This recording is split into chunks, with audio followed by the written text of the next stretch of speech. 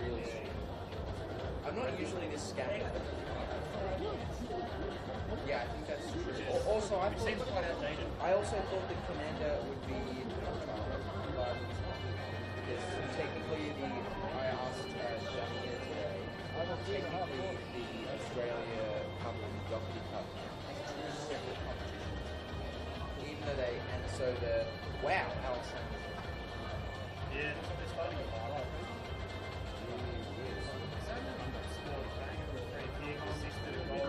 It must just be a load management.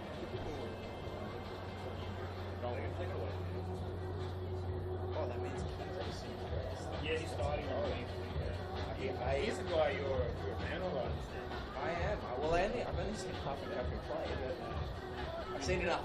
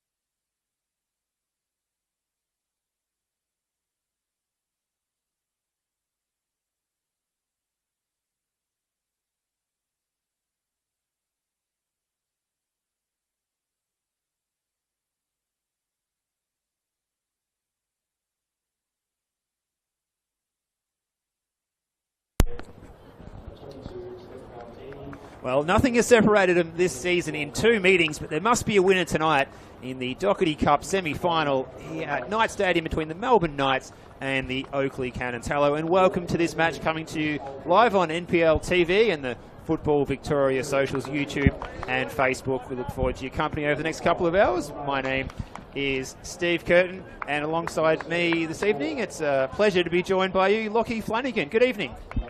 It's a pleasure to be joined by you as well, Steve, and a pleasure to be bringing the NPL TV commentary for what should be a very, very big game tonight. Two sides that have run each other, well, I say extremely close. They haven't been able to be separated across their 2 league meetings. And I've been to at least 50% of those league meetings, and the most recent one back in round 15, a 2-all draw, was an absolute barn burner. And with the added dangling carrot of a place in the Dockerty Cup final, I think this is going to continue to stick to that trend line. I'm really excited for it. Well, the Cannons went very close last year, making it all the way to the final and ultimately ending disappointment. The Knights are in the final as recently as 2019, and a great chance tonight for both of these sides to progress and face Heidelberg, who await them in the final. Let's have a look at the starting lineups, and for the Knights, there's 4 changes to their side that were 3-0 winners on Sunday at Oakleigh Park against the North Geelong Warriors.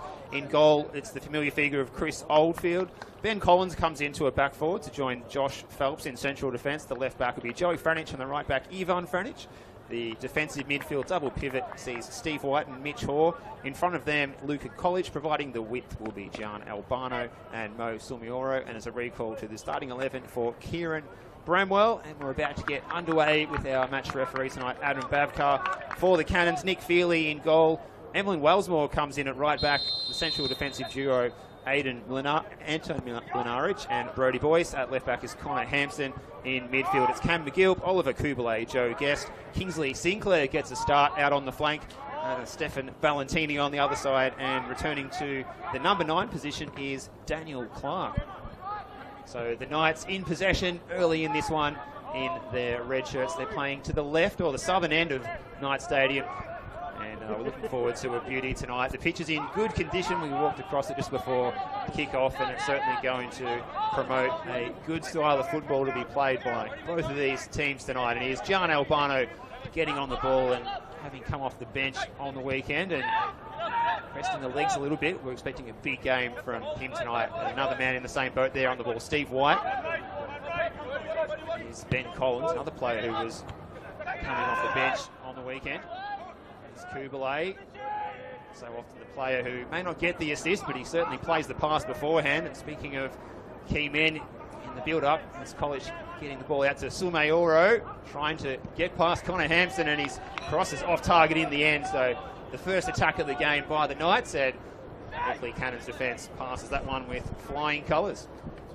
Yeah, exciting to see Mohamed Sumeoro into the starting fold today. Of course, last time these two sides met, that 2-all draw that I mentioned, he was stuck as a super sub, and I know that Mark Ivkovic, my co-commentator on that night, was desperate to see him make his way on. He did, and he eventually scored an 86th minute equaliser. So expecting more of the same quality from him. Interesting to observe the differences in lineups as well. Steve, Oakleigh making a couple of changes, resting a few stars, whereas Melbourne Knights, but for the injury of Corey Sewell, close to full strength. Maybe a sign of how important they view a chance at silverware. Yeah, huge loss, Corey Sewell. He's out for the season with a knee injury. We found out a short time ago, and well, in my prediction of the starting lineup, I had Ivan Franich at right back and Joey at left back. Well, it's the other way around, so the experienced Knights captain Ivan Franich is starting at left back, Joey starting at right back, and then Phelps, who's been an absolute pillar of strength in central defence this season, joined by the mid-season signing Ben Collins from Western United. And it's a formidable defence, even without Corey Sewell there. Indeed it is. Oakleigh just working their way down the right here through one of those returning players in Wellsmore, but this pass is read pretty easily in the end by Ben Collins, who of course was one of 3 goal scorers for Melbourne Knights in their Dockerty Cup play-in game, I guess. It's technically a playoff, but it is really for the right to play in the semi-finals against Northcote. Play in. Yeah, it's playing for the College only played in there. yeah, very, very nearly. But yeah, that does mean that Knights have had to play one more game than the Cannons to get to this stage, and yet they're the one who make very few, if any, changes to their regular 11. And Ben Collins, man who hasn't scored a goal for a long time prior to that, scoring against his old team where he made his name for he had 3 good seasons there at Northcote City, coming back to score against them in his new colours for the Melbourne Knights in that game.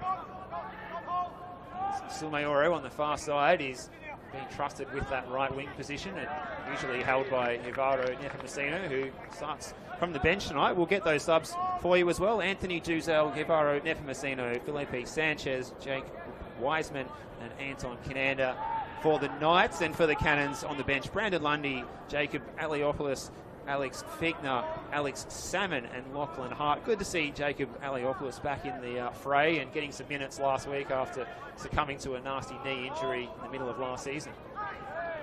Absolutely, it is a man who has had to face just all manner of horrific obstacles over the course of the last couple of seasons. Obviously, the ACL injuries that you mentioned, but losing a couple of people who are very near and dear to him, and it's been I think heartwarming for anyone who's had the chance to watch him make his return this season, to see him back out there doing what he loves, and hopefully he can be back in that starting fold sooner rather than later, because at his best he's probably one of the best centre-backs in the league for my money. That's right, and with the departure of Anthony Panterzopoulos, who's been great to Western Sydney Wanderers, there is more opportunity there for Aliopoulos to get back into the starting lineup, and if the Cannons do make it through to the final, who will rule against him perhaps lifting the trophy on the weekend of the 6th of August.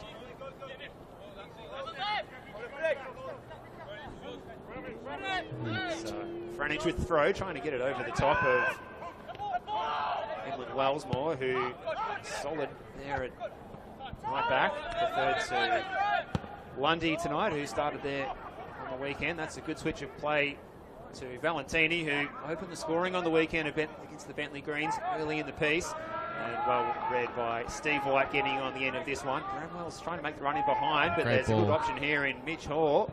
Switching the play to the dangerous Albano, looking to get at Wellsmore. Came inside and then he just lost control of the ball there. But was sitting up nicely for him. Not sure if he hit a tuft of grass there, but the pitch looks in good nick out there. So perhaps just a momentary lapse in concentration from John Albano.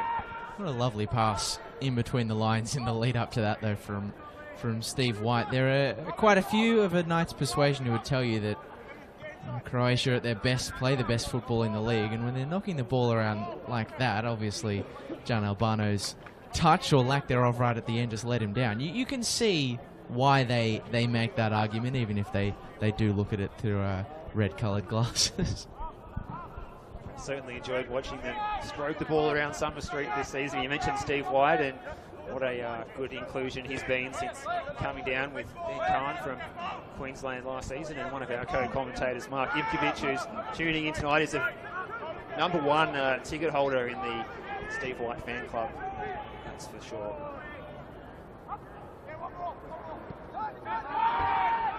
Here's McGill getting on the ball and able to turn and face forward. Valentini out, providing the width. Ball in behind for Guest, and he's the top scorer for the Oakleigh Cannons in the cup competitions this year, but he wasn't able to get on the end of that sharp pass from Stefan Valentini. The grass is nice and short, and it's very slick out there, so it may not be the first time we see a through ball just piercing through and going over the byline tonight. Well, this is the first time, not the first time I've seen the Knights Stadium pitch this season, but it's the first time I've seen it with my own eyes, and you can really see how much work has been done to make this a ground and a pitch that suits the possession-based style of football that Ben Cain likes to play. It looks a mile away from how it used to, as ball in behind from Kubalay, just past the reach of Daniel Clark. I think he was pretty convinced that there was some hustling and bustling from a Knights defender that stopped him from connecting, but alas, no whistle from Adam Bafka, a man who does notoriously like to let the game run at the best of times. That's right. Well, he had a great game up at Bendigo on the weekend at the Epsom Huntley Recreation Reserve in the Avondale and Dandenong Thunder game. And as I overheard, he doesn't take any nonsense from the players out there on the paddock as well. No, but he doesn't take nonsense, but he does command respect. Potential breakaway here for Oakleigh. Guest is going to have a second bite at the cherry, and in support is Kingsley Sinclair, the fresh New Zealander. And he'll measure across into the area, flicked away only as far as Kubalay, but he doesn't get the time and space to have an effort on goal, but Oakleigh will lock it inside. So after a pretty even 10 minutes, Oakleigh look to be starting to take a bit of control, but the breakaway presents here for Knights. It's Bramwell driving towards goal, but the angle always against him, and it's a pretty easy save in the end for Nick Feely. Well, good work from Mitch Hall there. He held the ball for exactly the precise amount of time to try and feed through Bramwell, who was making that intelligent run. He did well to get the shot on target with close pressure from Anton Lenarich, but just didn't have the necessary power to trouble Nick Feely in goal. And here's the target of these switches of play again, the pacey Stefan Valentini. He's got Joey Franich to beat. Will he come in and place the shot? He does it straight into the bread basket though, and easily handled there by Chris Oldfield, who's able to get the ball going quickly. Good tempo to this one, but I like the way the Cannons have started here. They're pressing high up the park and putting a bit of pressure on the Knights, who've had a lot of joy this season with teams coming here and allowing them to play out from the back easily. Well, the Cannons aren't doing that tonight. Well, the good thing for Knights when they come up against Oakleigh, who are arguably one of, if not the best teams in terms of that high pressing game, is they've got a lot more space to work with in this pitch, much wider and longer, as Wellsmore is darting wonderfully down the right hand side, stands it up. Valentini's there at the back post, but he side foots his effort wide of the frame of goal. That was a delightful run from Emlyn Wellsmore, and sadly at the back post that didn't find an accurate finish from Stefan Valentini. Well, that was slick from Emlyn Wellsmore. He turned Ivan Franich inside and out on more than one occasion, moving with the swiftness and suaveness of someone who might play further up the park than right back. Ivan Franich, not exactly a slouch, by the way. By any means either. And the ball into the box, well, it was a really good chance. Valentini made the run into the right place. Couldn't get the shot on target, but another good opening fashioned out by the Cannons. And if it continues like this, we're definitely going to see some goals scored tonight, that's for sure. Yeah, but just to go back to the earlier point, Steve, one of the massive problems that Knights had when they were playing against Oakleigh at Jack Edwards was because that pitch is such a condensed one, it's really easy to make that high pressing game work, especially when Knights try to play it out from the back. Here they've got a little bit more room to work with. Oakleigh players are having to cover more distance to close off the defenders. So it really is particularly now that the pitch is in tip-top shape, a ground that is far better placed to actually realise Ben Khan's lofty ideas in what is otherwise a pretty physically robust NPL Victoria. Here's College now. Sumayoro, flag stays down. Sumayoro blasted, and it's into the advertising hoardings, but warning shot fired by the Knights, and they took the ball from one end of the park to the other, and in fact that took a touch off an Oakleigh Cannons player, so the first corner of the evening will go the way of the Melbourne Knights, and a chance for the tall timber, including Josh Phelps and Collins, to get forward and just try and put the cat amongst the pigeons a little bit here in the Oakleigh Cannons penalty area. Steve White over to take the corner in front of the merchandise stand, and he's just going to have to wait for the football because we don't have one available at the corner flag, and now the fourth official appears to be swinging into action, which is Lazaros Pantelides, and picking up that spare ball and sending it down to Steve White. He's got that lovely left foot. It will be the in-swinger. And the players part their separate ways, and it went over the head of Collins. Oh, I thought he might have been able to attack that ball for a second. Feely didn't come. And it's going to be a repeat corner, this time from the other side of the park.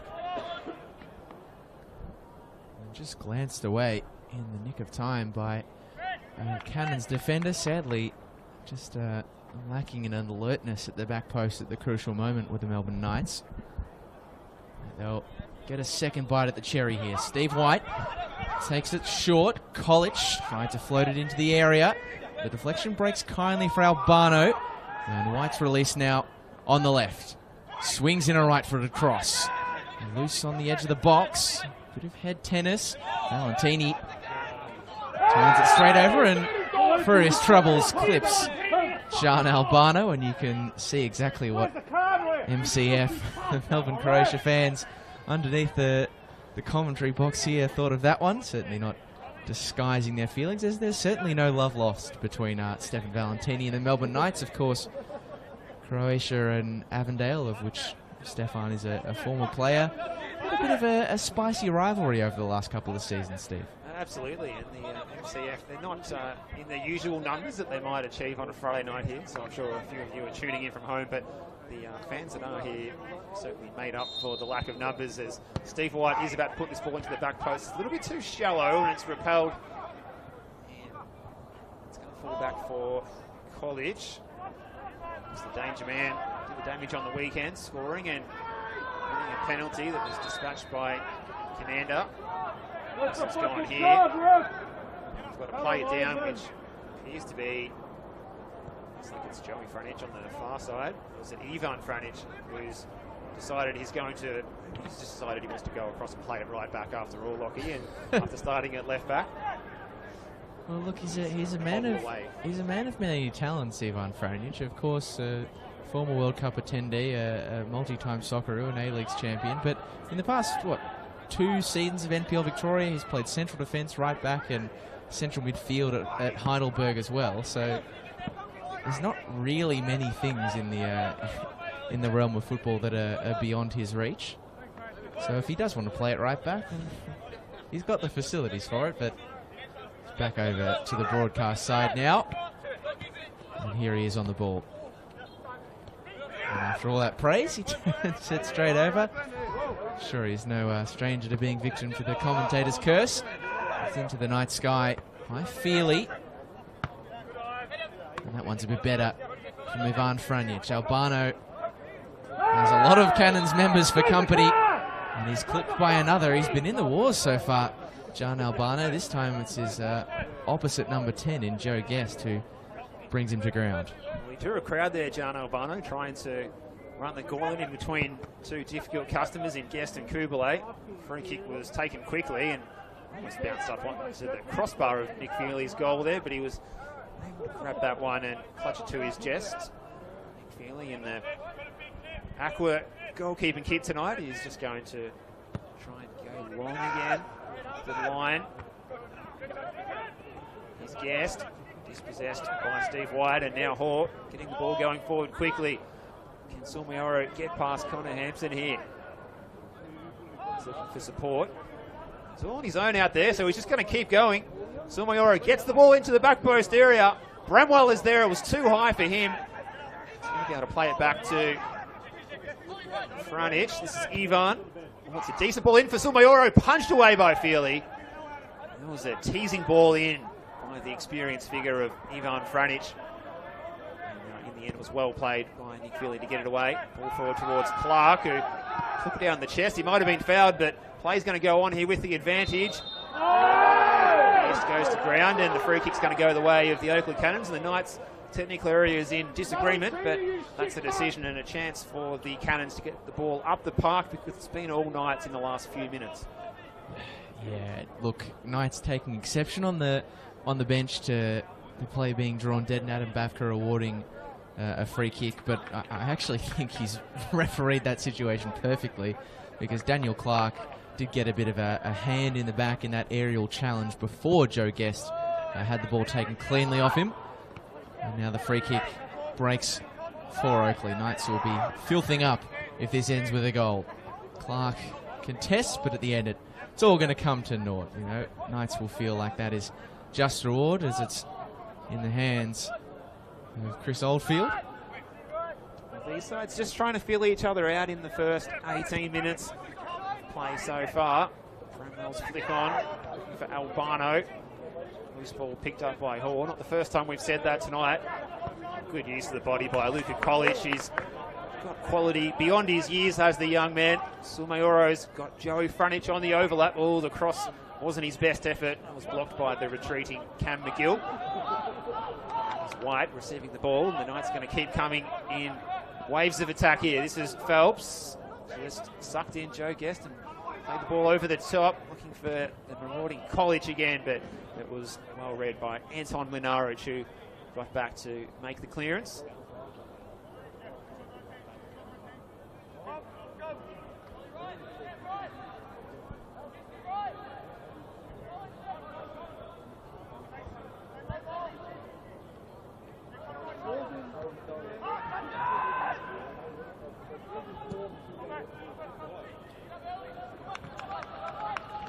College has been really impressive so far.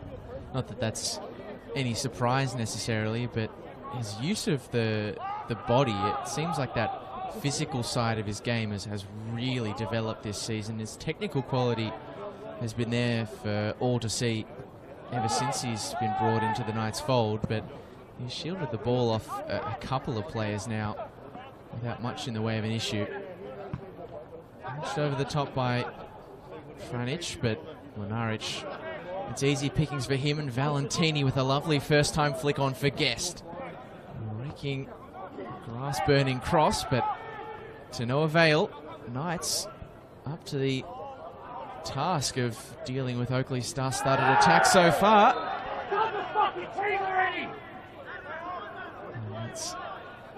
It's been a game with plenty of incident, Steve, inside the opening 20 minutes. Another foul there, that time conceded by Cam McGilp, who definitely is not a stranger to a foul, that's for sure.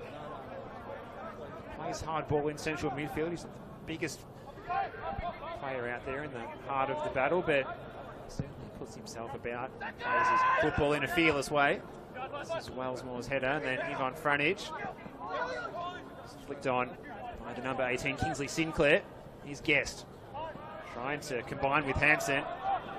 We're on the same page, so the Knights are going to benefit from the throw in here, to be taken by Joey Franic, operating tonight at right back, and Franic at left back, and Franic and right back. In between them, Phelps and Collins, and here is Phelps, and what a recruit he's been for the Knights this season since coming across from the US. It's Collins. To chip the ball up the line, straight into the head of Sinclair. Here's that man Sinclair again. Collins goes straight through, and again Hoare, who's been really good value so far in this one for the Knights. Again, the Cannons trying to press the Knights high up the field and not allow them to play through. It's going to be a patient approach required here. Franic. Collins just trying to find a way through. Plenty of navy blue shirts ahead of him. Here's Phelps looking to switch the ball up to the right-hand side. Sulmayoro the target in front of the players' race. Pressure from Hampson.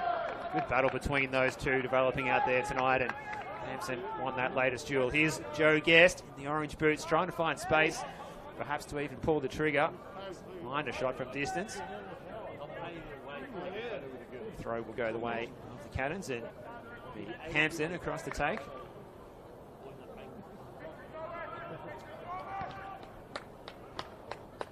Gets the ball into the box, away by Phelps, picked up by Albano. What have the Knights got on the counter here?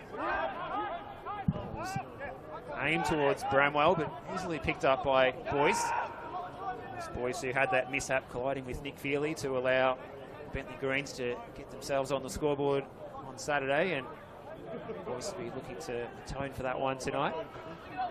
A clean sheet will be the order of the day for Chris Taylor's side. Play's going to go on here, and Clark is steaming forward. Checks inside. This is Clark's ball, and it's over the bar. Oldfield was at full stretch. It was a fizzing left-footed effort. Just couldn't keep it down. But a bright moment there for the Oakleigh Cannons from Daniel Clark. And you can see how quickly the Cannons move whenever they sense even a half chance at goal. And I actually think that Daniel Clark was protesting for a deflection off the back of Ivan Franic there, or rather Ben Collins. I actually think he had a pretty good case. Might have taken a little touch, but I can definitely see how Adam Bavka might not have seen it. And if that is the case, would have perhaps been going under the crossbar then as well. It's hard to say, but in any case, it's picked up Oakleigh's spirits and their energy, that's for sure. McGilp is able to keep it clear of Hoare, and the locus of attack switched to the far side. Hampson, a delicious cross and an important touch from Ben Collins to steer it around the back for a throw. Kingsley Sinclair was lurking there at the back post. He's Guest. Trying to play in a juicy ball into the back post area. Hampson getting on the end of it, appeals for a handball. In fact, it was Valentini getting on the end of it. This is Hampson now. Bavkar waves play on. This is still Valentini trying to get to the byline. Still he goes. This is danger for the Knights, and Clark puts it away. Valentini, the architect. Daniel Clark gets the ball rolling, and the Oakleigh Cannons are in the box seat at Summer Street. And that's how quickly they can change the game. It's Valentini's run, and as we were saying, Steve, that half chance for Daniel Clark that was just wide after the deflection off the back of Ben Collins just gave them a sniff, and they started to close and close quickly. And Valentini is the one who makes a lovely darting run down the left, but as good as his run and supply is, Daniel Clark's finish is next level. The back heel flick into the back of the net for a man who hasn't been starting every game up top, mostly second fiddle to Alex Salmon, to come on to stand and deliver with such a piece of ingenuity on the back heel is quite something. And the Knights are getting, I think, a bit of a reminder there as to why this Cannon side are the champions, because for all Knights' control of possession and a few good chances of their own, Oakleigh, two in quick succession, were able to make one of them count. And the Knights now with work to do, but there may be more pain in the offing. Guest threads the needle for Clark, who was offside anyway, so it would have been a moot point had he have actually connected with the ball. Just going back to that Clark finish, it was the touch of an informed player, and it's exactly how he took it, like a player who's, you wouldn't know he was coming off the bench last weekend. He looks like a player who's been banging in goals every week. He does have 5 goals for the season. That's his first goal in the cup competitions this season, so he'll be glad to get off the mark in the Dockerty Cup tonight, and more importantly, give his side what could be a crucial lead, because these matches, there's often not a lot between them in these knockout occasions. No, and if I recall correctly, that goal on the weekend to seal the game against Bentley, it wasn't the same kind of goal by any stretch, but it was similarly well taken. Someone who is now definitely in some form. He might look to add to his cup tally now that he's opened the account. Really interesting to see how that goal changes this game. Certainly leaves the Knights with not a mountain to climb, but certainly an obstacle to surmount. Kubalay, play allowed to continue.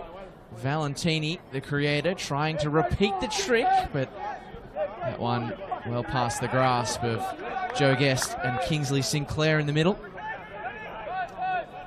We saw a couple of rounds ago in the cup competition, the round 7 of the Australia Cup. It was the Knights here against State League 1 side Yarraville. Yarraville opening the scoring that night on 27 minutes through Dominic Ewell. Here's Valentini, causing all sorts of problems for the Knights defence at the moment. Need to keep a close watch on him. So the Knights certainly, they had to come from behind in the second half. It was 1-0. They were in the deficit, 1-0 at half-time in that particular fixture. They were able to turn it around and get the 3-1 win. So they're going to need some similar heroics here. But the assignment tonight, Lockie, much harder this time around. Certainly is. Arguably close to one of the most difficult assignments, to restore yourself from a deficit against the Cannons. But Knights have been here and done it before. Albano, they're not going to do it with a ball into the area like that. That was high wide and not particularly pretty. But they did find themselves behind in a similar time of the game last time they clashed with one another at Jack Edwards Reserve. They were, of course, behind in the opening game that they played with one another back in round 2. It was Alex Fector. To be fair, the goal was a little bit later in that particular game, but they've been able to find themselves back into the game, back level on both occasions.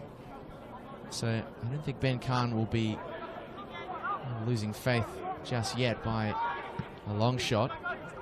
It's definitely another string to the bow of Ben Cain. He doesn't hit the panic button if his side's trailing. He has to continue playing in the same way. No, he's not really one to throw the baby out with the bathwater, is he?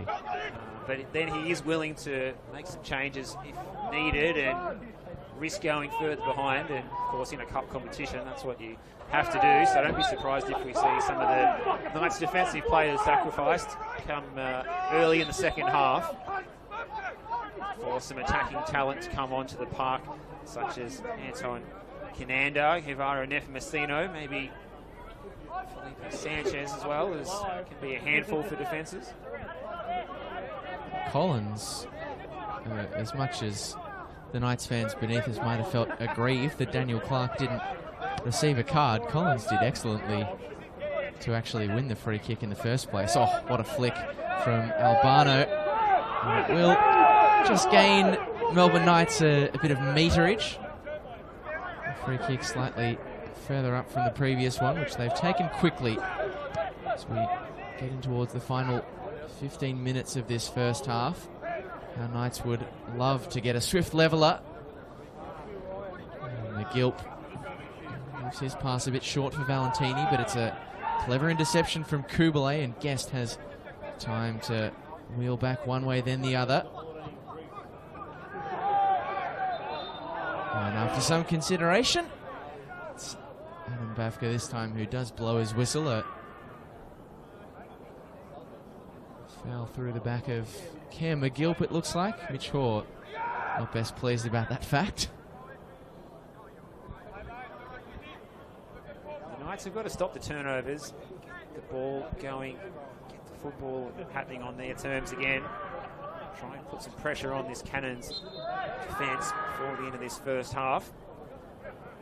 At the moment, they're defending the set piece to be drilled in by Joe Guest, and it's well away by Sumayoro.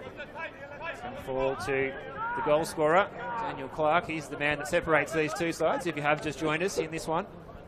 His side's playing for the chance to meet Heidelberg United in the Dockerty Cup final.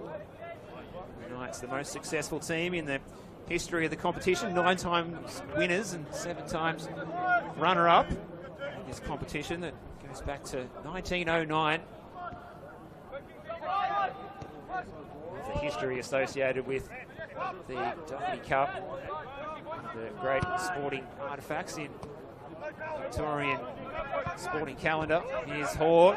This is better from the Knights. Albano's in space. Can he get a good ball in here, or perhaps get past Emlyn Wellsmore? Oh, Wellsmore got a foot in. He held his ground and kept his eye on the ball. Here's Franic. This is Ivan.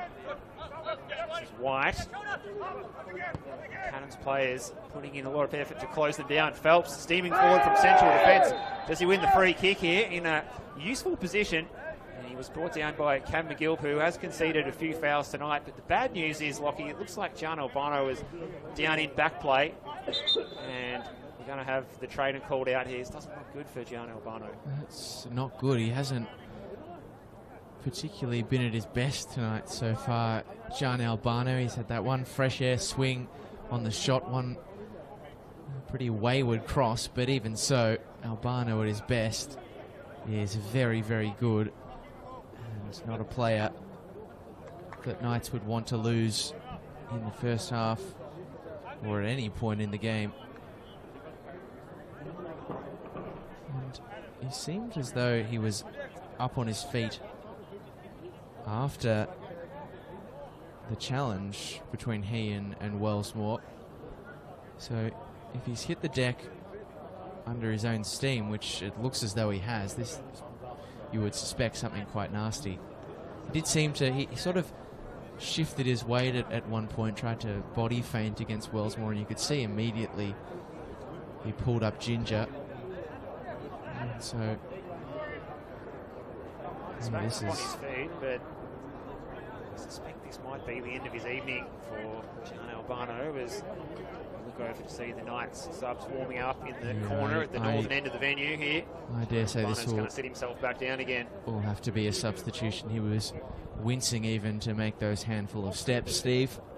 That's a massive blow for Melbourne Knights, not just in the context of tonight, of course, but potentially, I mean, whenever, not to be a negative Nancy, but whenever those incidents do happen off the ball, after a challenge, they're not usually very good injuries.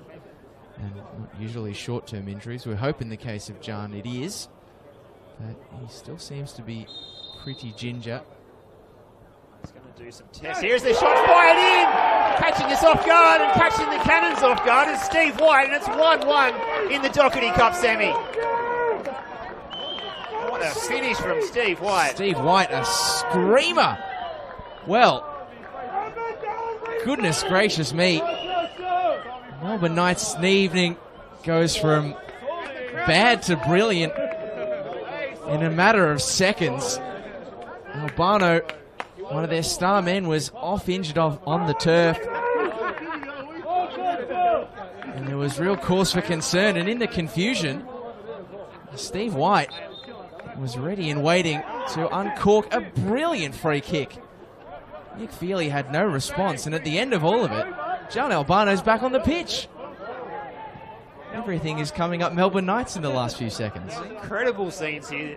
Steve White has actually blown the net off there at the southern end of Knights Stadium with that left-footed shot from all of 30 yards. He was an awfully long way out. Too many players in this competition who have the quality to try and beat the goalkeeper from there, but Nick Feely was well beaten. We've really got a game now, and perhaps we hope this is some good news. John Albano is back out there and running again, at least in straight lines. So maybe that injury is not as bad as we first feared. We just hope he's not putting himself at risk by putting himself back out there. That is always the concern I do have with players who go down with a knee injury and then so enthusiastic to continue on. He does still look a bit ginger, but he's keeping on going, and that's a fighting spirit that some might say is foolhardy, but I think Melbourne Knights fans will only respect it. Can't quite meet that 1-2 though. And this game has certainly picked up in the intensity levels. Wellsmore just showed too much to Ivan Franic. And Clark has done well to win back the ball. No whistle from Adam Bavka. And down the left. He drives, just ran out of real estate, stood up nicely. And on the far side by Sumeoro. And what have Cannons got here? Valentini taking the ball in the turn, wriggling through, and the ball floats over the top of the penalty box. The Cannons will have another crack through Wellsmore. McGill. And short of Valentini, but Oakleigh, that's a little bit hurried away by Mlinaric. He was really hassled into clearing that one through what was a strong counter press from Croatia. Less than 10 minutes to go. Collins plays the ball forward looking for Bramwell, but he went to ground under challenge. And Anton Mlinaric too strong in the moment. Guest trying to play the ball through to Sinclair. Clark dropping deeper. Now the Knights might have something on the break here. This is Hoare, forced to go back to his skipper, Ivan Franic. Patient approach from the Knights as they try to switch the play from left to right. It's Joey Franic. Sumeoro looking for the 1-2. And Joey is racing up the touchline. Oakleigh getting plenty of players back behind the ball. Steve White, the scorer of maybe the goal of the season, at least in the Dockerty Cup competition. Go a long way to beat that. The ball eventually runs out of play, and we can take a breather here. What a frenetic few moments we've had since that injury to Albano and the free kick by Steve White that just gave his team the hope that they're good enough here to progress into the final against the Cannons tonight. Yeah, and it just shows you how quickly, Steve, football can turn, because here we were sitting up in the commentary box thinking, gee, Knights are 1-0 down, about to lose potentially one of their best players. Not only is he still kicking, but they're level through a magic moment from Steve White. And I think everyone who would be making the case to you that he's up there in the tip-top midfielders in this competition, I think just got a little bit of vindication there, because that was absolutely outstanding. back on the ball here, White. That one not quite his best, but it breaks nicely for Bramwell. And Knights will get a throw as we head towards the closing 5 minutes. Stoppage time, of course, notwithstanding. Daniel Clark's opening goal cancelled out by a piece of brilliance on the free kick from Steve White. Definitely worth a watch on the replay if you're joining us either on NPL TV or on the Football Victoria Facebook and YouTube pages. Good to have your company wherever you may be watching us, both in terms of location and platform. Here's Sumayoro. Checks left and then right, and he just goes back to Joey Franich. A chance to have a run it right back tonight rather than his usual central defensive role. McGill trying to close down Sumayoro, who is drawing a crowd every time he gets the balls this evening. Is there time perhaps for the Knights to grab a second, an unlikely second before the break? They've got the momentum now after that goal, and as you were just saying, Lockie, goals really do change games. This is a cliche where you can wheel it out, but there is a bit of truth behind it, and that goal by Steve White was the classic case of that. Here's Hoare. Joey Franich thought about trying to send in the cross on the left peg and then thought better of it. Phelps, Polich's ball, he pings it back to goal scorer and Steve White. Phelps trying to ask for movement, head of the ball, Sumayoro, again wrestling for it. Good even midfield battle out there at the moment between, well, you have to say, two top quality midfields, Lockie. Absolutely. Arguably, some would say the top two in the comp in an attacking sense in Guest and White. Mitch Hoare, I would argue, is probably in the conversation as well. They're just two good sides, Steve, across the park, I think. Particularly the Cannons. Maybe the one area where you'd separate them at the moment is actually on the bench, and that depth there. Oakleigh not even playing the likes of Wade Decker at the moment. Alex Salmon, Alex Fechner, Brandon Lundy all sit on the bench.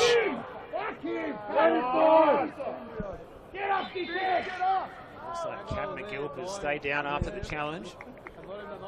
As we said, he's a man who's made of stern stuff, but going to have a slight injury delay here in the final 5 minutes of this first half, and it's been an entertaining contest. It looked like a slow burn early, and then Daniel Clark got us going after some fantastic work, should I say, from Stefan Valentini down the left flank to set up what was an opportunity to fire home an audacious flick from just on 6 yards, and then from all of 30 yards, a set-piece opportunity. Found to Steve White, took the shot on and made no mistake. Nothing between these two sides in 2 meetings so far, 2 draws, 2nd and 4th on the table in NPL Victoria, and there's nothing between them again right now as we're locked at 1-1 in the shadows of half-time. But there must be a winner tonight, Lockie, and we could be here, and maybe here until late into the wee hours, perhaps, to separate these two sides because they're just so even.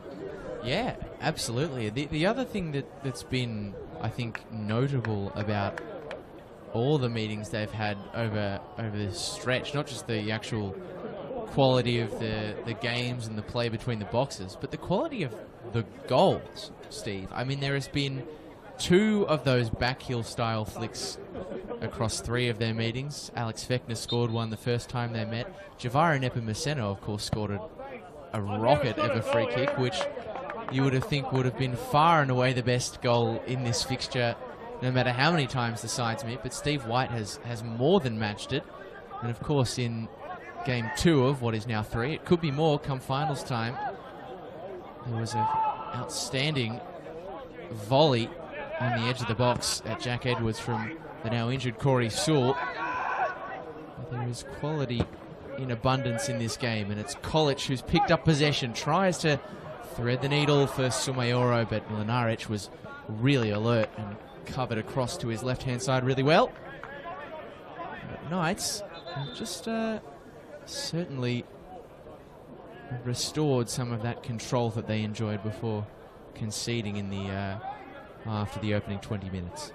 Mitch Hoare is the latest player to find himself down on the turf. It might just be tying up a shoelace. We're going to have to wait for that to take place either way. Bavkar, match referee, standing, hands on hips, encouraging Mitch to get a wriggle on. Our match officials don't want to be the ones who are here until the wee hours if it does go to extra time and a shootout tonight. Just like the players, they've got their day jobs to get to tomorrow morning. Okay, he's back up on his feet now as Mitch Oram will be able to continue. Knights in possession via this throw in from Joey Franich. Eventually decides to aim down the line for Sumayoro, or in the challenge, but eventually it's going to run into play and goal kick to the Cannon, so move comes to nothing, and the albeit modest crowd here has been thoroughly entertained. It's always a good occasion to be here on these midweek fixtures. A lot of the junior squads out training on the back pitches here, and then the opportunity for them to hang around and witness a top quality game of football with so much at stake. The silverware is only another win away for whoever can get over the line tonight, and a good way to mark a successful season that would be for both of these sides who've both been fantastic this year. As we said, 2nd and 4th on the table respectively, Oakleigh and the Knights. As it stands, maybe even more to come as we get very close to finals time in NPL Victoria. And also, these teams will both have an opportunity to play in the national round of 32 of the Australia Cup soon. So it's just so much to look forward to for these sides, and their depth will be tested. As you mentioned, the depth of the Cannons is an asset to them, and well, certainly something you want to have in your favour. As we've seen in previous years, it is a challenge for these squads to try and turn out on the weekend and the midweek when they've got to do it for a number of weeks almost in a row. Yeah, well, I think just how deep Oakleigh have built their squad, I'll hold that thought for a moment. Guest breaks down the left-hand side. The flag eventually comes up on the near, rendering the play dead. Daniel Clark was sniffing around for potentially meeting a ball that might have secured his brace, but not to be. But I do think that how deep Oakleigh have built this squad this season is certainly conscious of the rigours that they went through last year, as they went all the way in every single competition that they could, obviously almost in the Australia Cup, getting knocked out in the semis. They would have played more football than I think any other side in the country last year, Oakleigh Cannons. So certainly Chris Taylor not wanting to suffer the same walking wounded situation that they suffered in 2022. Speaking of walking wounded, Albano looks to be slowly restoring himself to full stride. The flag doesn't come up, and so Mitch Hoare has the chance to drive down the left, but that was really well done by Emlyn Wellsmore. He got his body between player and ball and just was able to shield it with ease over the line, and that's a nice little pressure reliever as we chew away the last minute of first half stoppage. John Albano, he looks to be moving just as well as he was in the opening minutes of the game now, after we'd almost written his obituaries, at least as far as the health of his knee was concerned, midway through the first half. So we'll see if he's okay to resume in the second, but that is all she wrote for the first half. An exciting first 45 that saw goals from Daniel Clark from close range, but crafty, and then just a real powerful effort from Steve White from distance from the set-piece opportunity to level things up as the players go down the tunnel for the half-time break. It's hard to sum up who had the better of that first half for me, Lockie. Yeah, it's very difficult to split these two sides. This has been the case every time, every half they've faced one another so far this season. And that pattern playing out once again, and it's frustrating for them because obviously both sides want to win. But for the neutral observer, it's a massive, massive win because we're getting a competitive game with two sides playing really attractive brands of football, albeit in slightly different fashions. And honestly, Steve, I think the Knights have got the home field advantage. Oakleigh have got maybe slightly more quality to call on from the bench, but I think really this is a coin flip going into a second 45, and well, potentially even more. Well, we are well and truly set up for an enticing and engaging and exciting second 45. That is for sure. And we'll be back after this short break. You can join Lockie Flanagan and myself, Steve Curtin, on NPL TV and the Football Victoria YouTube and Facebook pages for what should be a beauty. We'll be back after this short break. We're at Knights Stadium. It is the Melbourne Knights 1, Oakleigh Cannons 1.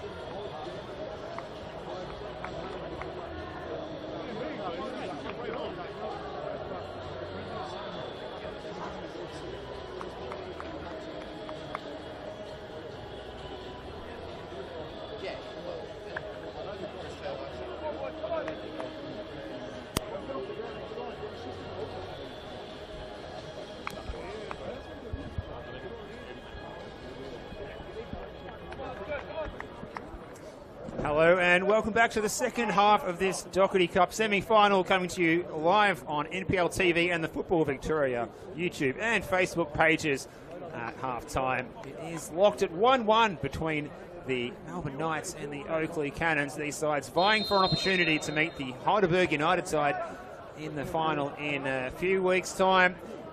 Welcome back, and thanks for your company tonight. My name's Steve Curtin. Alongside me, welcome back to the commentary position for the second 45, Lockie Flanagan.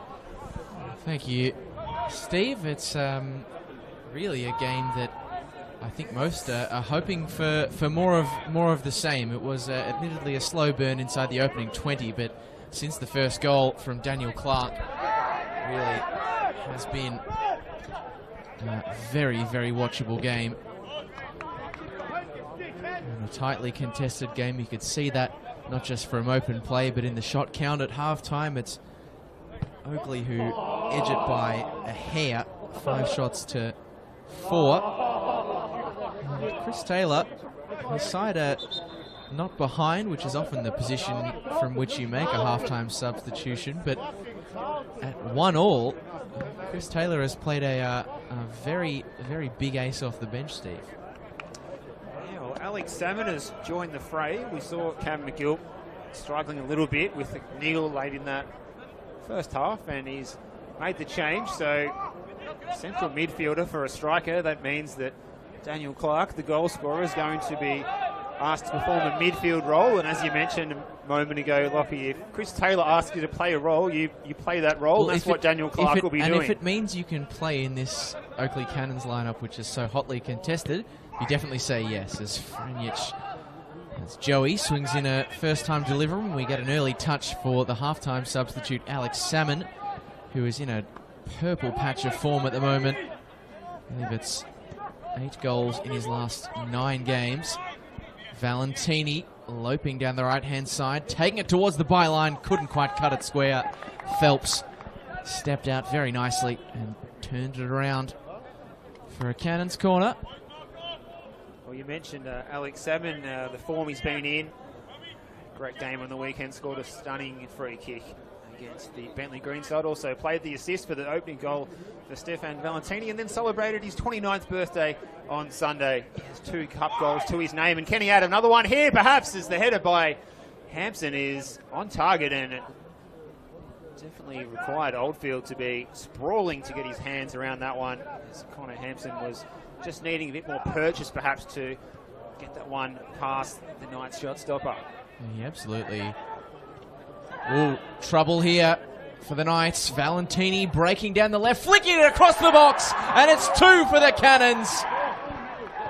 They double their money early into the second, and the ascendancy regained after a mistake was punished well and truly by Stefan Valentini. Again, he's the creator, and I believe at the back post it may be a very important debut goal for a new man. But in any case, Oakleigh won't care who got the final touch, because they have regained the ascendancy here at Knight Stadium. What a huge mistake. The Knights trying to play out from the back, caught in their own 18-yard box. It does look like Kingsley Sinclair may well have got his first goal in Oakleigh Cannons colours since coming across from German 5th tier, where he's been representing the Schonnebeck club. I hope I've pronounced that correctly. And getting himself on the score sheet. And could that be the goal to take the Oakleigh Cannons to the Dockerty Cup final? It's only early in this second half, but that could be a killer blow. The Knights are going to require to muster up something special to come back from now. Really knocked to the confidence, trying to play out from the back, caught in possession. And again, Stefan Valentini was instrumental in the goal. The Knights, for the second time tonight, find themselves having to come from behind, having to find something within to do so. Yeah. Well, there's been so much praise, and rightly so this season, for Josh Phelps in the heart of the Knights' defence, really taking the mantle of defensive general from the outgoing Aidan Bryce, who's of course now at Avondale. That is not a moment that he will want to look back on at all. Just let the ball come across his body, and Valentini was far too alert and agile to make something like that work, and he was able to find a player in Sinclair who was really just right place, right time, but the first goal in Cannon's colours could scarcely come at a better time. Sumayoro now. Knights with work to do. And Sumayoro is driving nicely. He's clipped, or looked to have been clipped. It'll be a corner for Croatia. It was a lovely darting run from Mohamed Sumayoro. He would love to repeat the trick and score another goal to make it 2-2 against the Cannons, as he did back in round 15, not that long ago now. Delivery is towards Franich at the back post, brought down nicely, but the Cannons brought really strong pressure, and the breakaway is well and truly on. It's Kubalay the charge. The Knights are getting their defensive numbers back, and they've done really, really well, although Oakleigh are not best pleased about the methods they used to do it. Well, I was about to say that was a good foul by Albano to give that one away and cop the yellow card. Well, in fact, it was not a foul. He got the ball, said Adam Babkar, so even better by Albano retreating back and getting the ball back when they were in big trouble there. Guess was making the overlap run through the middle. Themselves a little bit exposed from their attacking corner kick. Oh, in trouble here again. Phelps almost caught in possession by Sinclair, not for the second time in a row. Well, Phelps is playing hard to get here, I think, as he's given away the foul. He's left his foot in there. He will be the first man to go into Adam Babkar's book this evening. Stats were showing in that challenge, and it is Kingsley Sinclair who's feeling the effects of it right across the top of his right foot. And that's the same Kingsley Sinclair who not only did he score the go-ahead goal for Oakleigh, but he pulled up pretty ginger after turning it home as well. So he's certainly been in the wars, the New Zealander.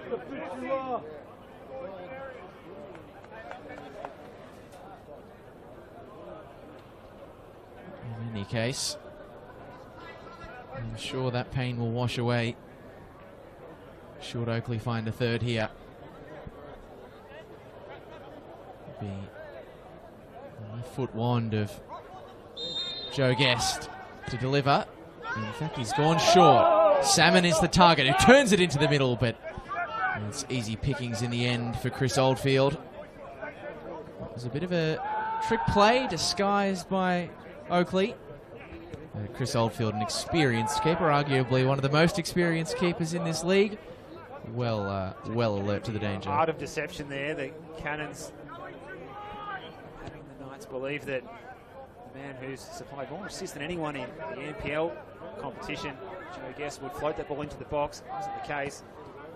It worked, but the Knights' defence holds strong. They're going to need to, because they don't want to concede another goal now. Well, that could be all she wrote for the Dockerty Cup campaign for 2023. Attack on the football by Joey Franich. 1-2 with Sumayoro, and the Knights can come forward down the right-hand side. Sumayoro receiving from College. College in space. He's got the overlap run from Hoare. Still there, Mitch Hoare. Good defence by the Cannon still. Hampson did his job, and then it's offside against Mohamed Sumayoro. So a good defensive line as well by the Cannons, and that's exactly what the doctor ordered for the boys from Oakleigh. They can just take their time here and take away any momentum that the Knights were building down the right-hand side. They're looking to get themselves back into this one.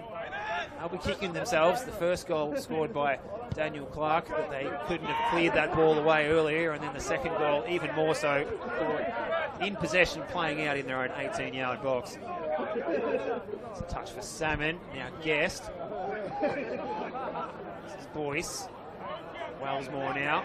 They want ahead of him down the touchline, so he comes back inside towards Kubalay. He set a task for Kubalay, and good pressure from the Knights. College.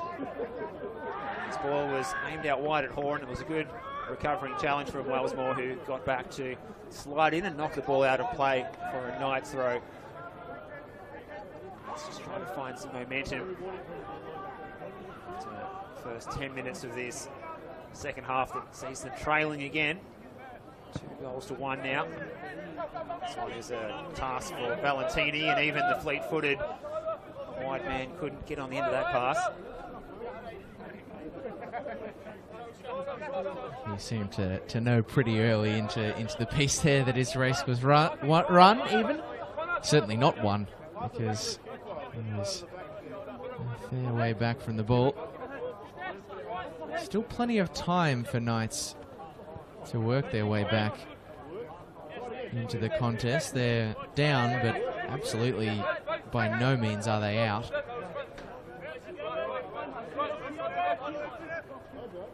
It's Bramwell who flicks it on forlornly.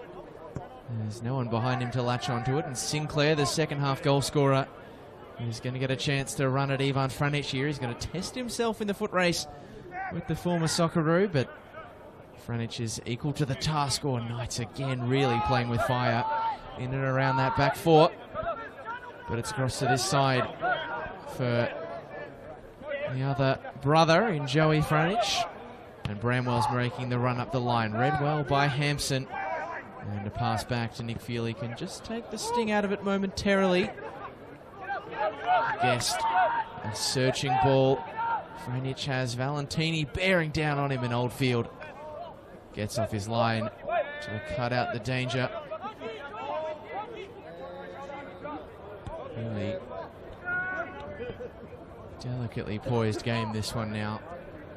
Feels like we're at a critical juncture. That Oakleigh high press is starting to bear more fruit. And a third goal might put this beyond the reach of the home side. Here's White. Knights goal scorer. And what a goal it was. So that is pocket picked by Stefan Valentini, but not without giving away a free kick.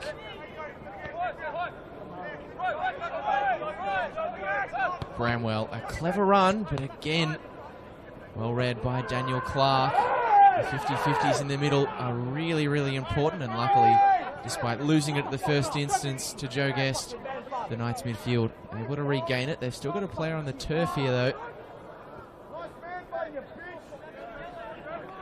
And the Knights are going to knock it out of play to make sure he can receive the attention that he needs. I think it may well be Steve White. It's Steve White, and more poignantly, his goal from that set piece was his first goal in the colours of the Melbourne Knights, and what a way to score your first goal for your new club. He that many scoring opportunities. He's I suppose we mentioned Oliver Kublai is the Cannons, the player who may play the pass before the assist. That's certainly something that's a big part of Steve White's game, but he's shown an extra string to his bow tonight. Fortunately for him, he's just a little bit ginger at the moment as he hobbles away, trying to break into a jog and hoping he can stay out there. There is the option of Anthony Duzel on the substitutes bench if they want to make a like-for-like change in central midfield. Duzel started the game at Alco Park against the North Geelong Warriors on the weekend, a match that the Knights had no problem dispatching the Warriors 3-0, all the goals in the first half. They wouldn't do for 3 goals in this half, in the second half here tonight against the Cannon side. Here's Albano just with a nice little turn and shimmy and trying to play the ball in to Hoare. It's a good switch to Sumayoro, who's got to keep this one in, and he showed a little bit too much of it to Hampson, who puts it into the quarry. We may need to call for a new ball there because that one has gone a long way down towards the Maribyrnong River. Yeah, I think you need a fish hook and a very long line to be even the slightest chance of retrieving that ball.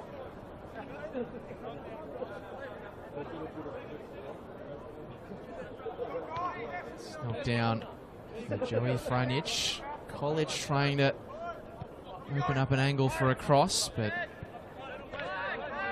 having a difficult time at the moment from those wide areas. Connor Hampson has largely done a lockdown job on Mohamed Sumayoro, and you do start to wonder whether a second half substitution for the Knights becomes less of a case of if and more of a case of when. It does seem like there is one getting stripped as we speak.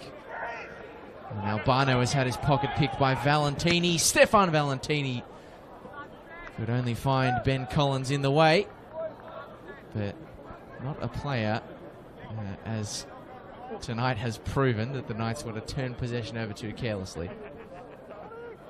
Hit that with some venom. You heard that thud off Ben Collins. Now affects Mike. Touched by Kublai as Lenarich strides over the halfway line. Here's Hampson, and who has 6 goals in all competitions this season. Not bad for a fullback. Turnover. Here's Hoare. Oh, he rides one challenge and still he goes, Mitch Hoare. This is good play by him.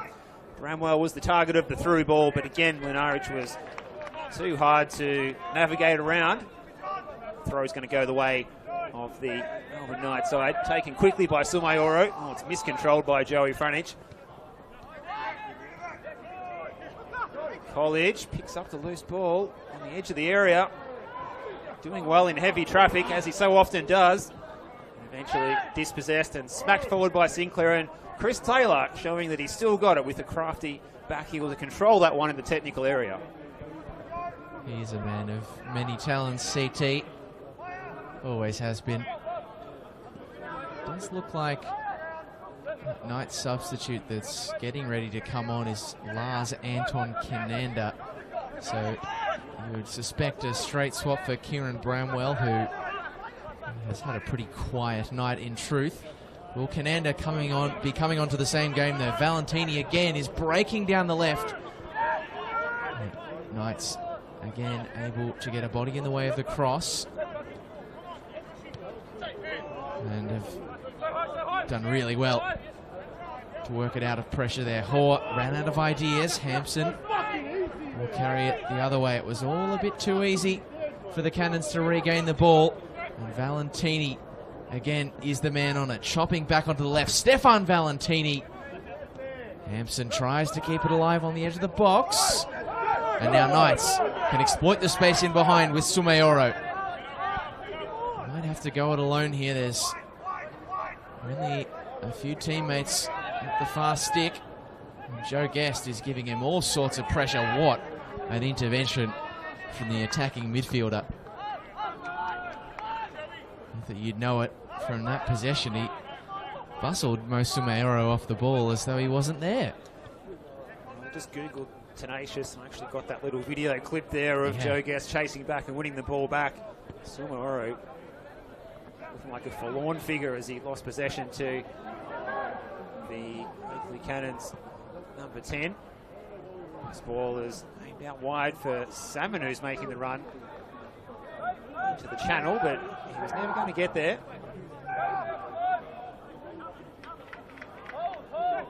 Nice, trying to play out from the back again. Here's Phelps. It's a well-organised defensive shape by Chris Taylor's Cannons. Collins unable to play through it. He hit that one straight against Sinclair. Salmon's touch. He's going to win it back through Steve White, who looks to have shaken off that niggle that he was feeling a few moments ago. Sumayoro. Can he get past Hampson? He's done well here, Sumayoro. Guest is back to put the pressure on again. The two orange-booted Cannons players. College now getting into the area. Can he win the corner kick? Lenarich kept his feet. Possession of the ball. Valentini with some craft. Trying to flick it over the head of one or two opponents. Front edge. This is Joey. White. Sumayoro. Hampson was in the back of him and no foul, but it will be a throw going the way of the Knights, and we're going to see the Melbourne Knights making that sub that you mentioned, Lockie. Yeah, but not for the player that we perhaps expected. So it's the Swede, Lars Anton Cananda, who is released for the Knights, having scored his first league goal for them on the weekend. Of course, scored his first Melbourne Knights goal in this very competition in the play-in game against Northcote. And so Kieran Bramwell is shuffled across to the left. So you'd suspect that suggests that perhaps that injury sustained in the first half has finally taken its toll on John Albano. But in terms of obvious wide players to bring on in this situation, the likes of a Javaro Nepomuceno, it appears that Ben Cain has chosen to keep his cards up his sleeve for now, which is interesting. I suspect that Nepomuceno may be the next man we see come on. Sumayoro's put in a power of work down the right-hand side and just be tiring a little bit now and just lapsing concentration there as we say that, as his header was not a solid connection, or not as solid as he'd hoped anyway. Here's Hoare, a man who's still full of running, and so is Luca College, but he's had his pocket picked by Oliver Kubelet. Here's Sinclair, the most recent goal scorer. Well, he felt that challenge from Ivan Franic, who was not backing down the Knights skipper.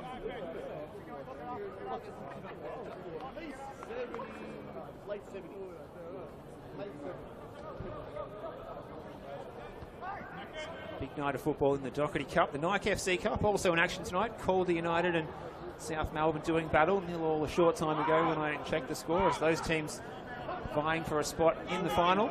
The second semi of that competition to be played tomorrow night. At the moment here, it's all eyes on Summer Street. Oh, it's a bad turnover by Valentini, picked up by College. Cananda with a bit of a pirouette, and Bramwell, can he get in behind here? And again, Lenarich, who's been exemplary in defence tonight for the Oakleigh Cannon side, is there on hand to quell the danger. I'm reticent to use a cliche, Steve, but Lars Anton Cananda, great touch for a big man. He took that beautifully on the spin, and it was nearly an inch perfect picking of the gap forward to the striker, at least positionally. He's replaced in Kieran Bramwell. How he would love to get a goal at this critical juncture. Only one in his last 6, I believe, Kieran Bramwell. It's been a bit of a lean run. That's, of course, in the league, I should stress. That's right, he had 4 in his previous 5, and then 6, maybe even 7 now he's gone. He come off the bench on the weekend, so not much of a chance to trouble the scorers on the weekend, just playing a few minutes. He does have 3 goals to his name so far in the, well, Dockerty Cup, the Australia Cup, which is sort of combined in its current iteration. Some might be wondering, of course, Lars Anton Cananda signed from Werribee City, how he's allowed to play. Is it cup tied? I'll have more on that in a second, as Hoare is the man carrying the ball forwards here for Croatia. Time of the essence, and Hoare is still going. Feeding College, a fizzing cross, but over all the willing targets in the middle, and a promising phase of play comes to nothing for the home side. Well, let's come back to that discussion about Cananda, because he has played in the Australia Cup for Werribee City this season. So, of course, the Australia Cup does now feed into the Dockerty Cup. The final 5 teams that make it to the national rounds make up the semis and, of course, the play-in game. But I spoke to a member of the competitions team for Football Victoria. The Dockerty Cup and the Australia Cup, in terms of the regulations, still consider different competitions. So no cup ties actually play into it. There's no card concerns, other than, of course, in the league. There's no carryover, despite them feeding into one another. So Lars Anton Cananda, all good to play in this game. And so far, Ben Cain, I dare say, would be very pleased that he has been able to be involved.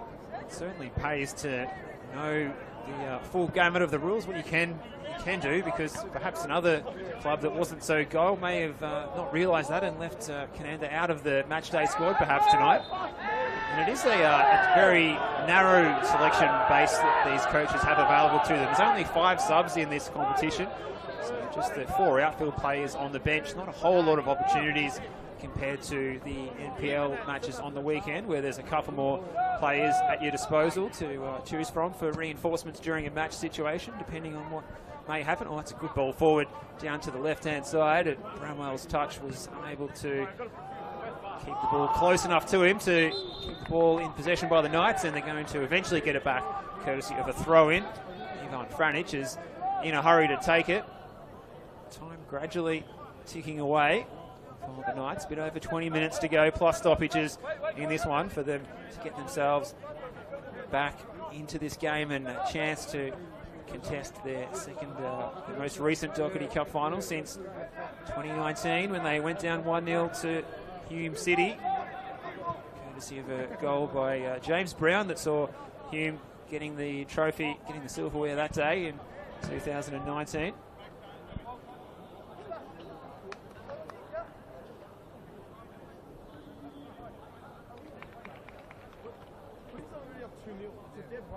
One of the better NPL Victoria names in years gone by, of course, James Brown. If for no other reason than the double entendre, he's a great player in his own right too.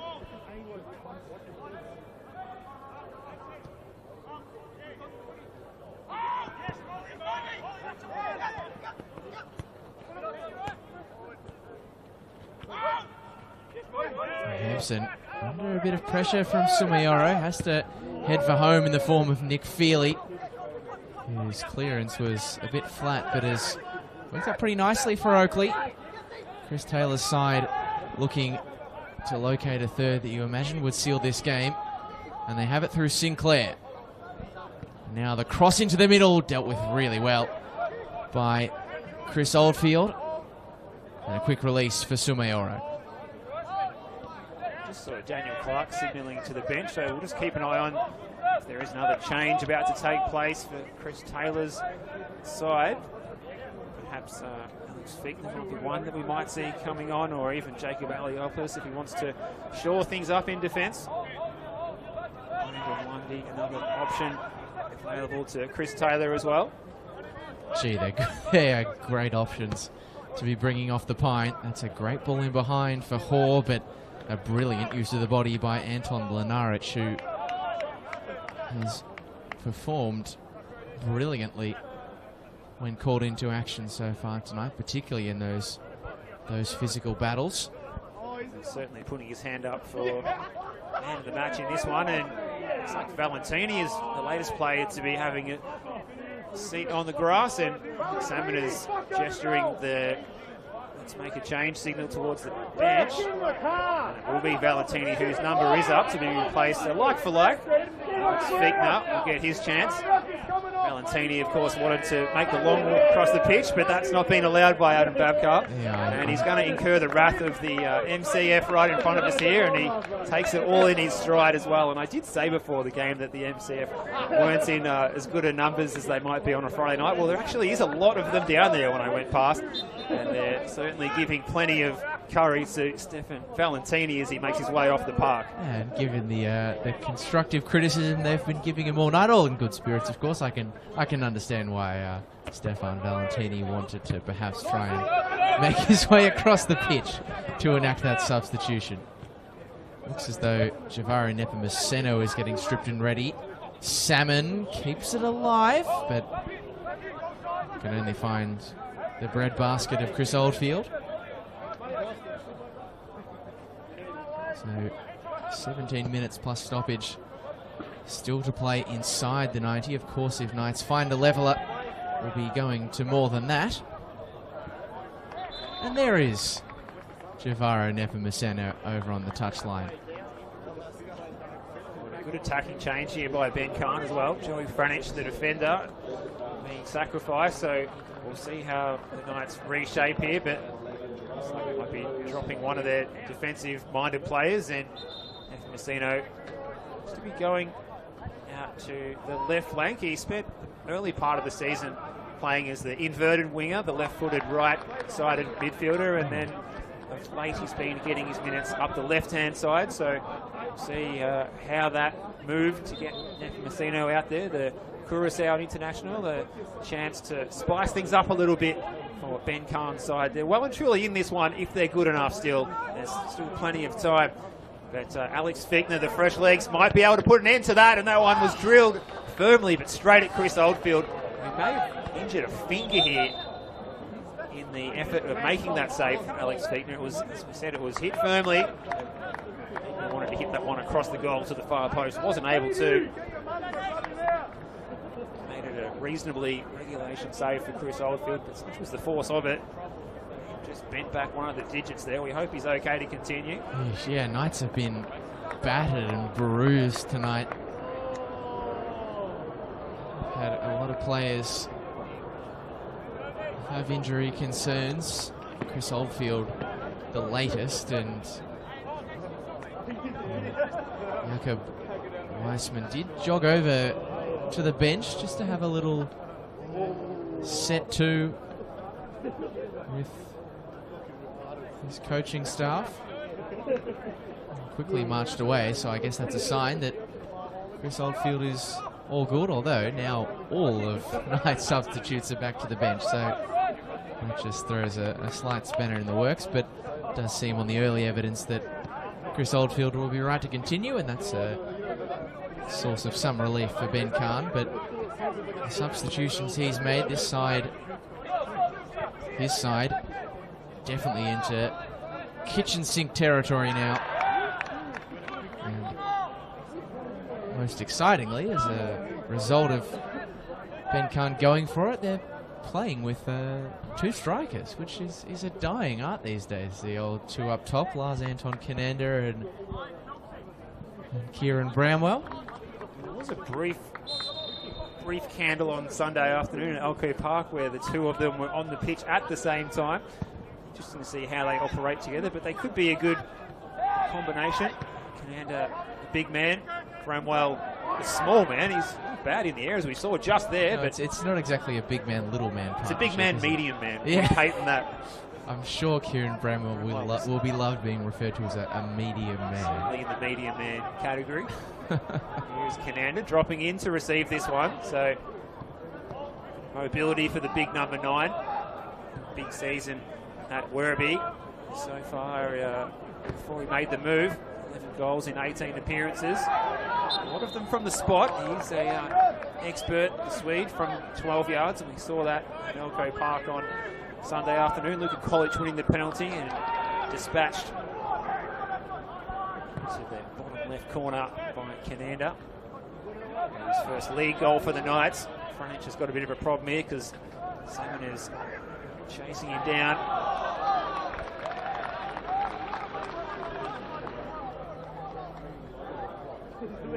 Matthew Fashini retiring. The absence of a fish at Oakleigh Cannons must have been one of the reasons why Chris Taylor wanted to bring Alex Salmon into the Cannons squad this season. Followed by Steve White. It's a good touch by Kinander, but he couldn't find a player in a red shirt.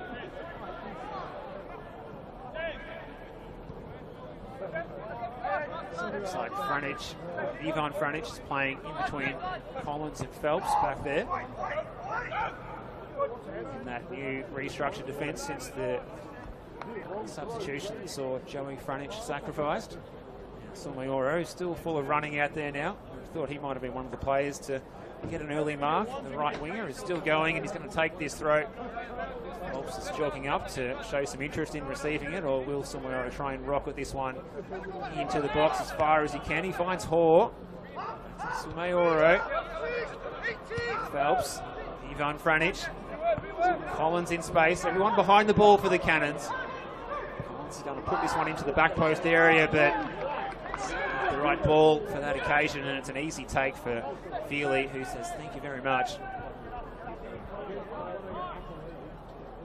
Surprising to see the Knights just lumping the ball into the box this early.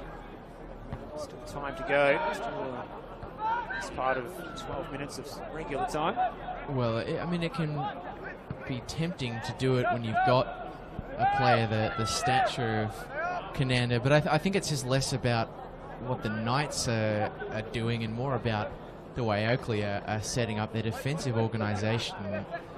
How quickly they moved their shape across after the ball got switched to the opposite side was something to behold. Sumayoro is going to attempt to pick a gap here, but fall the same fate as Knights have on many occasions so far in this second half. Just need a spark here, Croatia. Still such a tightly contested game. And they'll get another throw, so they'll maintain control for now, but control only so good if it doesn't end with an effort that troubles the net of Nick Feely. I haven't seen Feely forced into making a save for some time, if at all, in this second half. Franich directing traffic ahead of him. Phelps is riding shotgun. It's a very packed, structured Oakleigh Cannons defence. There's not a lot of space between the lines for the Knights players to occupy. This is Hall. He's forced to go back to Collins. Testing out the patience of the Knights. Let's go all the way back here. Give a chance to draw the Cannons players out of position and then back along over the top. Cananda's the target. College making the run to pick up the second ball. Wasn't able to do so. Guest header. Here's Clark, the man who scored the first goal of the evening. Fichtner. Sliding in was Kubalay. College now.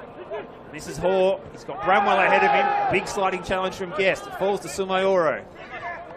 Goes left, then right. Showed too much of it to Hampson, who was taken out by Hoare. Babka allows the advantage to continue, and Oakleigh are looking dangerous here. 3v3. Daniel Clark, and what a good challenge that was by Ben Collins. Using all of his experience there. A man who's got a lot of experience at a young age still. Yeah, the challenges are flying in at the moment. And another from Guest. And the lines are becoming stretched, and the Cannons want to make their place in the final a sure thing. It's Fichtner inside for Clark. Happy to knock it around the back, Oakleigh. Time is their friend, and it's the enemy of Melbourne Knights right now. We're into the final 10.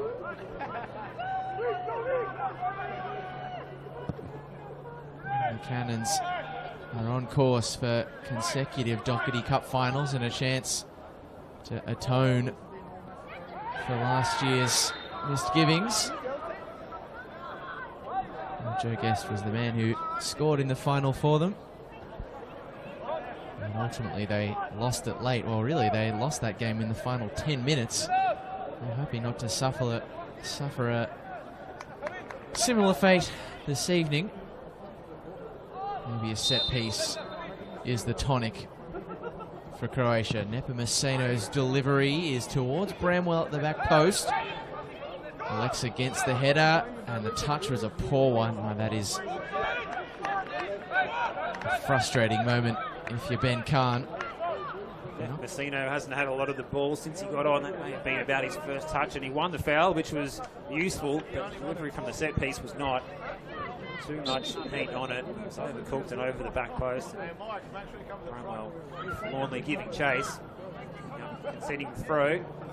Taken by Connor Hampson down the line. Same as the target. Phelps won the header though. College trying to find White. Another Steve White moment of magic as far as the Knights fans here are concerned. Collins under pressure from Sinclair. Cananda.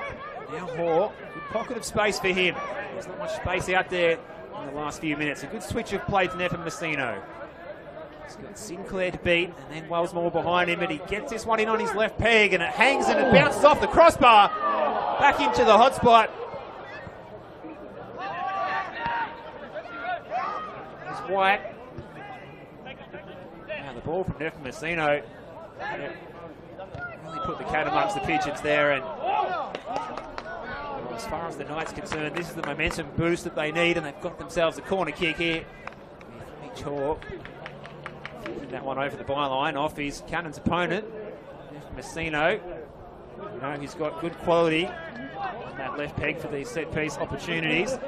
His last free kick was one to forget. Could this one be one to remember? He got the assist for Ivan Franich on the weekend, just on 45 minutes. Would have been a bit of a shove on Nick Feely there, I fancy, by that man, Ivan Franich. The decision's going to go the way of the Oakleigh Cannons, and they can regroup and take the sting out of the Knights' latest attack.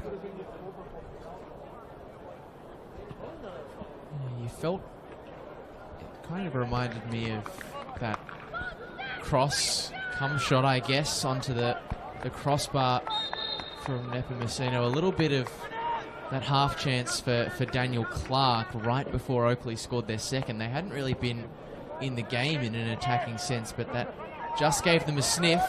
And on that subject, Kingsley Sinclair just can't free his feet for a shot. Good defensive on frontage there. Yeah, Clark keeps it alive. And now Hampson. And Oakleigh third would surely seal it. One travels through legs to Guest. Then up the line for his fellow Englishman. Hampson in behind, but can't return the favour to Joe Guest. Chances at a premium. Seconds at a premium for the home side. It's swung across for Ben Collins, and now Freinich marshalling the troops further forward. Phelps is going to retrieve his own pass here, and that might be the stroke of luck that they need. Sumayoro drives it in, and it's knocked away before a Knights player could get on the end of it. Guest can move in the opposite direction now and sets a task for Salmon. I dare say Ivan Freinich will be first to the scene of the crime, and indeed he was. But that's just one of those moments where Knights not exactly getting the luck. It was a great cross in from Mohamed Sumayoro and turned away, I believe, by Brody Boyce.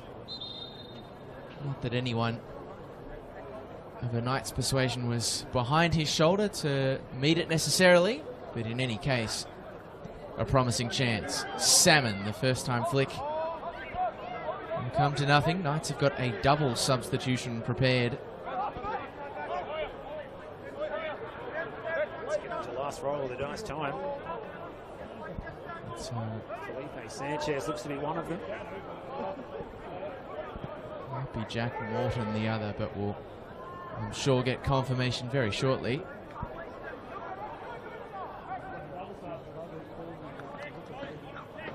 In the hands of Nick Feely. Fired into the night sky by the cannon stopper. All the way to the opposite keeper now, who's quick to clear and has got to be quick to get back on his line. Fechner driving towards the line and blazing over. And that was a far better opportunity to seal this one than perhaps Alex Fechner made of it. Narrowly off target. A hole in the roof of the net had it been on target, and College and Steve White will make way. And Anthony Duzel, Felipe Sanchez are the replacements.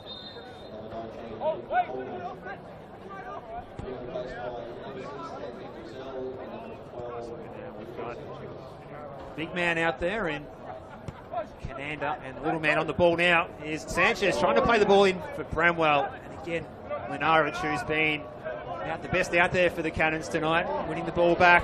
Chance for Fechner, he's moved a fraction too soon. Knights are going to put this ball down and take it as quickly as they can, because time is no longer on their side here as we approach stoppage time in this do-or-die battle. Loser goes out of the competition.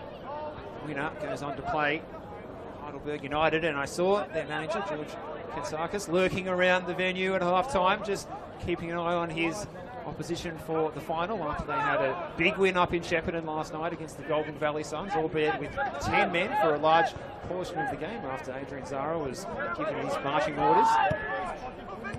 Sumayoro has been lively down the right-hand side all evening, but unable to bring in that killer punch with a successful cross that the Knights can divert into the goal. And here's the danger man down the left-hand side, Nev Messino. Draws the crowd again. Elsmore, solid defending from him, concedes the throw. This is Hoare. Turning circle. Collins now. Dummy by the fresh legs of Duzel. Ivan Freinich. Duzel. Tight spaces. Keeps the ball in his possession. Sumayoro is retreating from the offside position, and that's disappointing for the Knights fans in front of us here. Frustrating to the nth degree. It's a coach killer right there.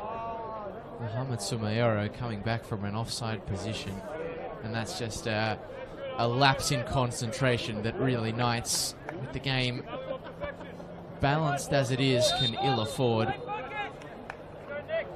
As we get towards stoppage time, fourth official Lazaros Pantelides has the fourth official board in his arms. We're just waiting for him to hold it aloft.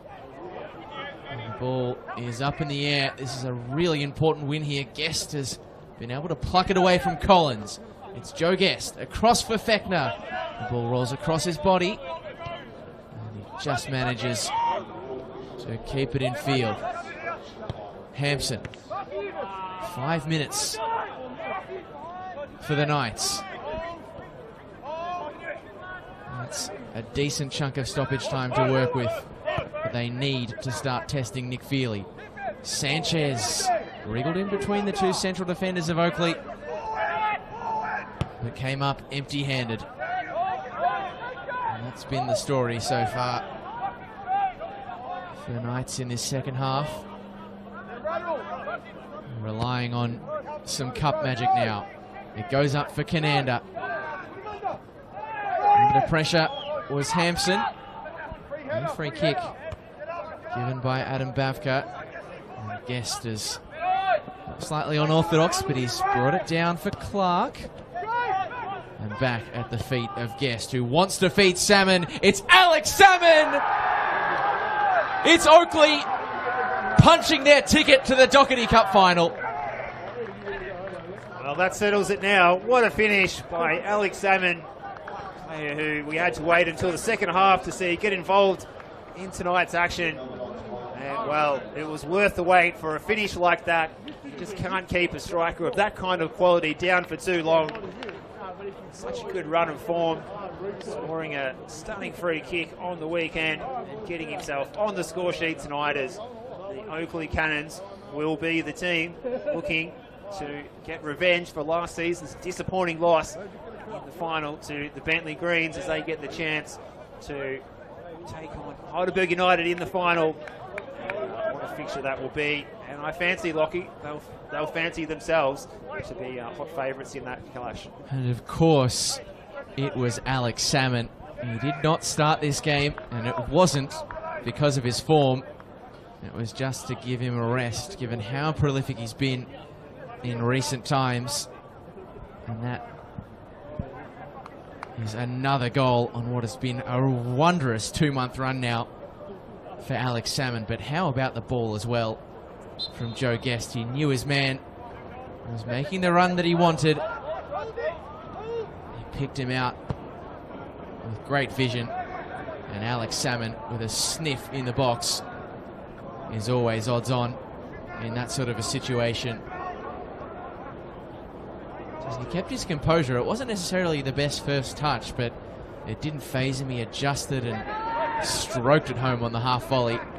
And Oakleigh are all but certain now to get their shot at Dockerty Cup redemption, although just a goalward header from Kieran Bramwell, certainly lacking the conviction. So this will be I dare say, Steve, a pretty bitter pill for the Knights to swallow, because they fielded a strong lineup. They didn't really rest anyone.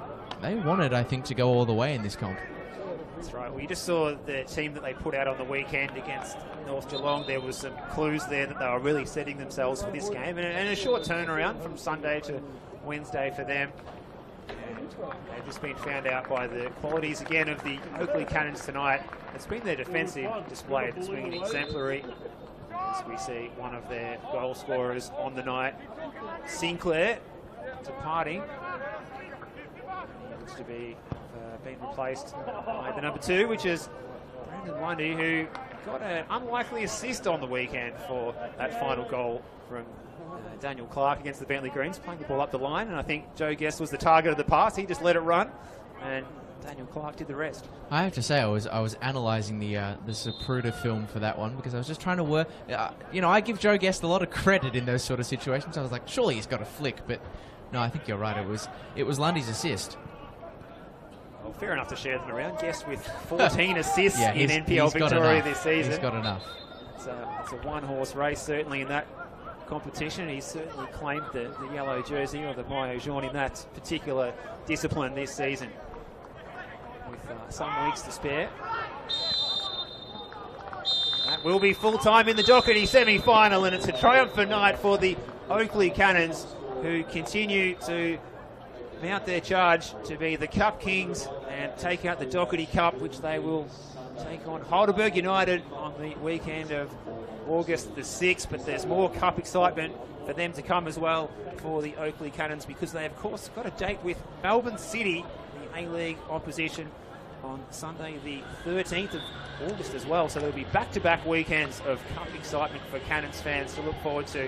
But this brings to the end of what's been a great Cup run by the Melbourne Knights. At least they can still look forward to their big match coming up against Lions FC on the 10th of August at Summer Street. What an occasion that will be. So there is still some excitement for the Knights to look forward to in the knockout competitions this season.